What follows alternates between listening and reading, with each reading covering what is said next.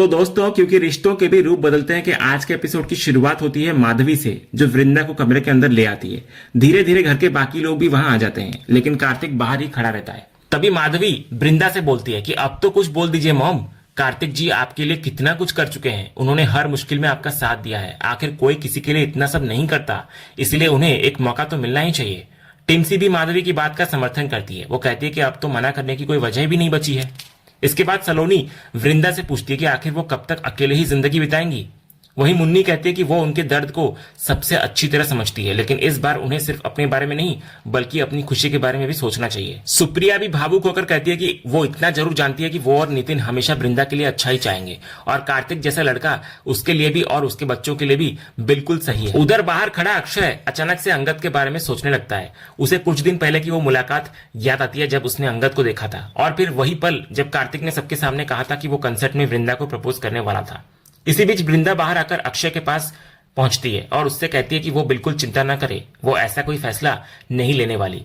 लेकिन अक्षय की बात सुनकर वृंदा खुद हैरान नजर आती है। अक्षय कहता है कि आज तक उसकी माँ ने जो भी किया सिर्फ उसके और माधवी के लिए किया है। उन्होंने अपनी पूरी लाइफ बच्चों के लिए सेक्रीफाइस कर दी, लेकिन अब उन्हें भी किसी ऐसे इंसान की जरूरत है जो उनका ख्याल रखे। इसलिए उसे लगता है कि शायद अब ये शादी हो जानी चाहिए। अक्षय के मुंह से ये बात सुनते ही पूरा परिवार खुश होता हुआ नजर आता है। वहीं माधवी और टिम्सी खुशी के मारे अक्षय के गले लग जाती है। इसके बाद अक्षय दोनों को हंसते हुए अलग करता है और कहता है कि पहले उसे अपनी बात तो पूरी करने दे। फिर वो सीधे जाकर कार्तिक के गले लग जाता है। ये देखकर कार्तिक भावुक नजर आता है और अचानक से इमोशनल हो जाता है। ऋतिक और हेमंत उससे पूछते हैं कि हुआ क्या, तो कार्तिक मुस्कुराकर कहता है कि आज का माहौल ही कुछ ऐसा है, इसलिए वो थोड़ा इमोशनल हो गया। इसके बाद वो सबके सामने वृंदा के पास आता है और अपनी जेब से वही वाली रिंग निकालता है जिसे वो इतने दिनों से संभाल कर रखे हुए था। वो कहता है कि उसे हमेशा लगता था कि एक ना एक दिन उसका लकी डे जरूर आएगा। वो कहता है कि उसे प्रपोज करना तो नहीं आता, लेकिन उसने अपनी तरफ से कोशिश जरूर की थी। फिर वो दिल की बात कहते हुए कहता है कि जब भी वृंदा उसके आसपास होती है उसे एक अलग सी खुशी और सुकून महसूस होता है। जो एहसास उसे उनके साथ मिलता है वो किसी और के साथ कभी नहीं मिला। इसके बाद वो मुस्कुराते हुए कहता है कि क्या वो उसे इस दुनिया का सबसे खुशकिस्मत इंसान बनने का मौका देंगी। इतने में घर वाले फिर से वृंदा को हाँ बोलने के लिए कहने लगते हैं, लेकिन कार्तिक सबको प्यार से रोकते हुए कहता है कि पहले उसे ठीक से विल यू मैरी मी तो पूछ लेने दें। फिर वो दोबारा शादी के लिए पूछता है वृंदा से। एक बार फिर पूरा परिवार वृंदा को हाँ कहने के लिए मनाने लगता है। वृंदा बार बार अक्षय की तरफ देखती है। अक्षय भी मुस्कुराकर सिर हिलाते हुए उसे हाँ कहने का इशारा करता है, लेकिन उसी पल वृंदा की आंखों के सामने अंगद की यादें घूमने लगती हैं। वो पल जब पहली बार अंगद ने उसे प्रपोज किया था। कुछ पल सोचने के बाद आखिरकार वृंदा अपना हाथ आगे बढ़ा देती है और शादी के लिए हाँ कह देती है। ये सुनते ही पूरा घर तालियों से गूंज उठता है और कार्तिक खुशी खुशी उसकी उंगली में रिंग पहना देता है। हालांकि वृंदा के चेहरे पर मुस्कान जरूर होती है, लेकिन उसके दिल में अब भी कई अनकहे सवाल चल रहे होते हैं। इसके बाद पूरा परिवार वृंदा को गले लगा लेता है, जबकि माधवी और टिम्सी खुशी के मारे कार्तिक के गले लग जाती हैं। उधर वृंदा मनी मन सोचती है कि उसे नहीं पता उसका यह फैसला सही है या गलत, लेकिन इतना जरूर जानती है वो कि जिस फैसले से उसके बच्चे और उसका परिवार खुश है वो फैसला शायद गलत नहीं हो सकता। इसलिए उसने कार्तिक से शादी करने का फैसला लिया है। दूसरी तरफ अगला सीन अंगद का दिखाया जाता है। अंगद हाथ में वही ब्रेसलेट लेकर वृंदा को याद कर रहा होता है। वो खुद से कहता है कि उसे आज भी वृंदा की बहुत याद आती है। काश उसने कभी उस पर शक न किया होता, काश उसने उसे तकलीफ ना दी होती और काश उसने उसकी भावनाओं को समझा होता। वो मानता है कि शायद वो सॉरी बोलने के भी लायक नहीं रहा, इसलिए इतने सालों से अकेला है। लेकिन एक सच आज भी नहीं बदला कि वृंदा आज भी उसके दिल के उतनी ही करीब है, बल्कि शायद पहले से भी ज्यादा। इतना कहकर वो ब्रेसलेट को अपने सीने से लगा लेता है। इसके बाद घर में दूसरी तरफ शादी की तैयारियां शुरू होती हुई नजर आती हैं। हेमंत ऋतिक से कहता है कि मेहमानों की लिस्ट ध्यान से तैयार करनी होगी। आखिर वे लड़की वाले हैं और लड़के वालों की तरफ से भी काफी मेहमान आने वाले हैं, इसलिए किसी तरह की कमी नहीं रहनी चाहिए। इतना बोलकर वो कैटरिंग वालों से बात करने चला जाता है।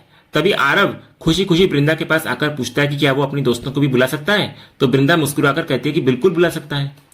उधर दूसरे कमरे में अक्षय अकेला बैठा होता है। वो बार बार उसी पल को याद कर रहा होता है जब उसने कुछ दिन पहले अंगद को देखा था।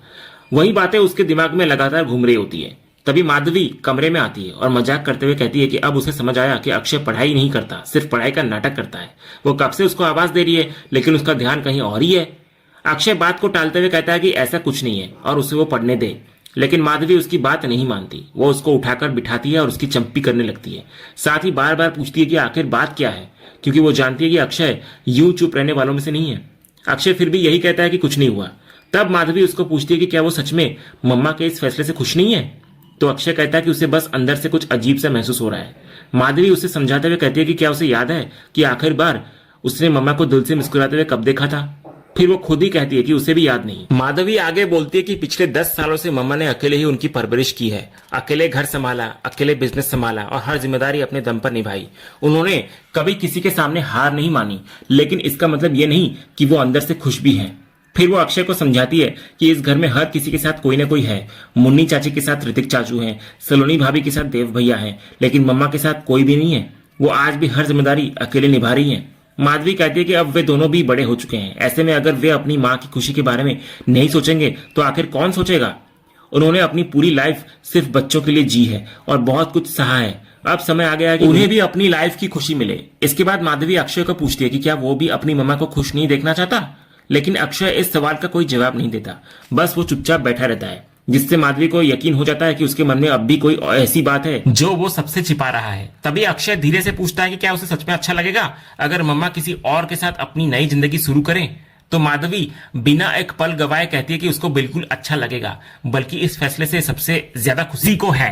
तो अक्षय कहता है कि उसे सब पता है, वो तो सिर्फ अपनी आजादी चाहती है, इसलिए मम्मा की शादी के लिए इतनी उत्साहित हो रही है। माधवी भी हंसते हुए कहती है कि हाँ, उसे अपनी फ्रीडम भी चाहिए। हो सकता है कि शादी के बाद मम्मा हर समय उनके पीछे पीछे ना घूमे, लेकिन सबसे जरूरी बात उनकी आजादी नहीं बल्कि मम्मा की खुशी है। वो फिर से अक्षय की तरफ देखकर पूछती है कि आखिर वो भी तो यही चाहता है ना कि मम्मा खुश रहें। लेकिन इस बार भी अक्षय कुछ नहीं बोलता।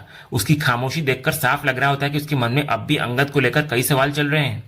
माधवी फिर उसको पूछती है कि क्या सच में कोई और बात है जो वो उससे छिपा रहा है, लेकिन अक्षय एक बार फिर बात को टाल देता है और कहता है कि कुछ नहीं हुआ है, वो बस पढ़ाई करना चाहता है। तब माधवी मुस्कुराते हुए कहती है कि अगर सच में ऐसी कोई बात नहीं है तो फिर चल बाहर चलते हैं, एंगेजमेंट की तैयारियां देखते हैं। अक्षय बहाना बनाता है कि अभी उसकी चंपी हुई है, इसलिए वो इस हालत में बाहर नहीं जाएगा, लेकिन माधवी उसकी एक नहीं सुनती, जबरदस्ती उसका हाथ पकड़कर उसको वहां से ले जाती है। अगले सीन में माधवी और टिम्सी अपने अपने नए आउटफिट्स पहनकर सबको दिखा रही होती हैं कि वे कैसी लग रही हैं। उनको देखकर मुन्नी मुस्कुराते हुए टिम्सी को बोलती है कि उस पर पर्पल रंग बहुत अच्छा लग रहा है, लेकिन हमेशा की तरह वो पर्पल की जगह पप्पल बोल देती है। बस फिर क्या था, ये सुनते ही माधवी और टिम्सी दोनों जोर जोर से हंसने लगती हैं। टिम्सी हंसते हुए मुन्नी को सुधारती है कि पप्पल नहीं पर्पल होता है। इस पर ऋतिक भी हंसते हुए कहता है कि मुन्नी को कानून की हर धारा, हर रूल और हर सेक्शन याद रहता है, लेकिन जैसे ही पर्पल बोलने की बारी आती है उसका आर जाने कहां गायब हो जाता है। मुन्नी भी हंसते हुए कहती है कि अगर वो पर्पल बोल देती है तो इसमें इतनी बड़ी बात क्या है। फिर वो टिम्सी से कहती है कि वैसे भी वो उस ड्रेस में बहुत अच्छी लग रही है। इसी बीच टिम्सी को एक नया आइडिया आता है। कुछ देर बाद वो और माधवी अपने लहंगे का टॉप बदलकर फिर से सबके सामने आती हैं और पूछती हैं कि अब उनका आउटफिट कैसा लग रहा है। दोनों खुशी खुशी कहती हैं कि अब तो उनका लुक बिल्कुल फायर लग रहा है। ये देखकर सलोनी हंसते हुए कहती है कि पहले भी दोनों बहुत अच्छी लग रही थी, लेकिन उन्हें यह नहीं भूलना चाहिए कि सगाई वृंदा भाभी की है, इसलिए उन्हें उनकी ड्रेस चुनने में भी हेल्प करनी चाहिए। इस पर वृंदा मुस्कुराकर बोलती है कि अभी रहने दो सलोनी, बाद में उसकी शॉपिंग भी कर लेंगे, फिलहाल दोनों को खुलकर एंजॉय करने दो।